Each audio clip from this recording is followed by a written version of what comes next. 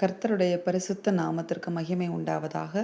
ஆண்டவராகிய இயேசு கிறிஸ்துவின் நாமத்தினாலே இந்த புதிய நாள் உங்களுக்கு ஒரு ஆசீர்வாதமான நாளாக இருப்பதாக. இந்த நாளுக்கான கர்த்தருடைய வார்த்தை யோபு 34:11 வசனம். மனுஷனுடைய செய்கைக்கு தக்கதை அவனுக்கு சரிக்கட்டி அவனவன் நடக்கைக்கு தக்கதாக அவனவனுக்கு பலனளிக்கிறார். ஆமென். கர்த்தர் நம்ம செய்கிற ஒவ்வொரு செய்கைகளையும் நடக்கைகளையும் பார்க்கிறார், கவனிக்கிறார். அதோடு மட்டும் நின்று விடவில்லை. ஆண்டவருடைய வார்த்தை இங்கே சொல்லுகிறது, நம்முடைய செய்கைக்கு தக்கதை நமக்கு சரி கட்டுகிற தேவனாய் இருக்கிறார். அடுத்ததாக நம்முடைய நடக்கைக்கு தக்கதாக நமக்கு பலனளிக்கிற தேவனாக இருக்கிறார். அப்போ நம்ம எதில் இந்த வாழ்க்கையில் கவனமாக இருக்கணும் அப்படின்னு பார்த்தீங்கன்னா, நம்ம செய்கிற ஒவ்வொரு செயல்பாடும் ஆண்டவரால் கவனிக்கப்படுகிறது.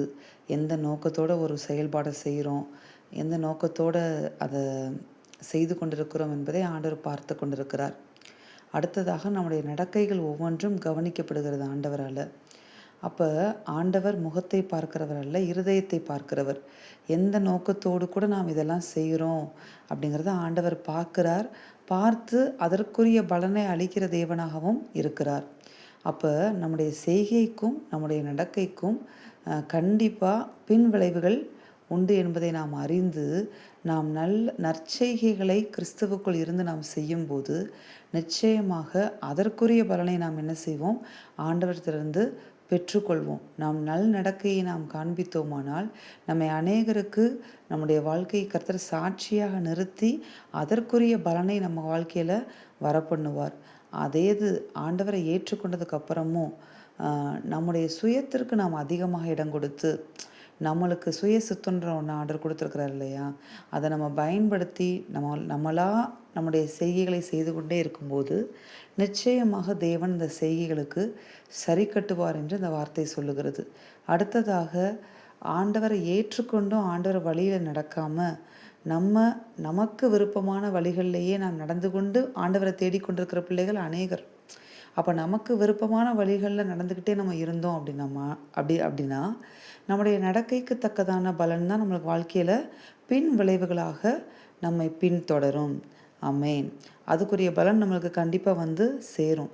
அதனால் ஆண்டவர் இன்றைக்கு நம்மகிட்ட சொல்கிற ஒரு காரியம், நாம் செய்கிற செயல்கள் நற்செயல்களாக இருக்க வேண்டும். அடுத்ததாக நடக்கைகள் நம்மிடத்துல காணப்பட வேண்டும்.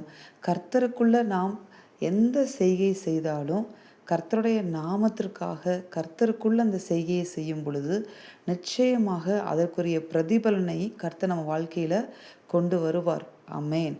யோசேப்பை எப்படி சிறையிருப்பிலிருந்து ஆளுநராக வெளியே கொண்டு வந்து உயர்த்தி அழகாக அவருக்குரிய பலனை கர்த்தர் அவர் வாழ்க்கையில் கொடுத்தாரோ, அதே போல் நமக்கும் கர்த்தர் நம்முடைய நடக்கைக்கு தக்கதான நடக்கைக்கு தக்கதான நற்செய்கைகளுக்கு தக்கதான பலனை கொடுக்கிற தேவனாய் இருக்கிறார்.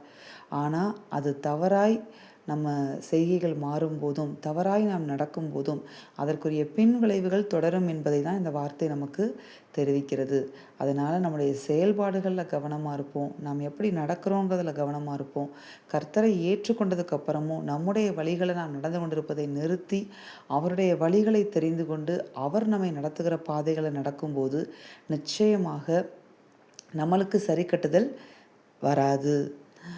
நிச்சயமாக கர்த்தர் நம்மை காப்பாற்றி நமக்குரிய பிரதிபலனை கொடுத்து நம்மை உயர்த்துவார். நாம் ஜெபிப்போமா? எங்கள் அன்பின் பரலோக பிதாவே, நீர் கொடுத்த இந்த வார்த்தைகளுக்காக எமக்கு நாங்கள் நன்றி செலுத்துகிறோம். இந்த வார்த்தையின்படி தகப்பனே, உம்மை ஏற்றுக்கொண்டதற்கு அப்புறமும் ஆண்டவரே, நாங்கள் எங்களுடைய சுய வழிகளில் நடப்பது இன்றோடு ஒரு முடிவுக்கு வருவதாக, எங்களுடைய சுய பாதைகளில் சுய நடக்கைகள் நாங்கள் நடப்பது இன்றோடு ஒரு முடிவுக்கு வந்து தகப்பனே, உம்முடைய வழிகளில் உம்முடைய பாதைகளில் எங்கள் கால்களை நீர் ஸ்திரப்படுத்தும்படியாய் நாங்கள் ஜெபித்து எங்கள் ஆவியாத்துமா சரீரத்தை ஒப்பு கொடுக்கிறோம். இந்த வார்த்தையின்படியே நாங்கள் நற்செய்கைகளை செய்து நடக்கைகளில் நடந்து உம்மிடத்திலிருந்து நாங்கள் பிரதிபலனை பெற்றுக்கொண்டு வாழ உதவி செய்யும். இயேசுவின் நாமத்தில் பிதாவே, ஆமென். இந்த வார்த்தையின்படி இந்த நாளில் தேவன் உங்களை ஆசிர்வதிப்பாராக. ஆமென்.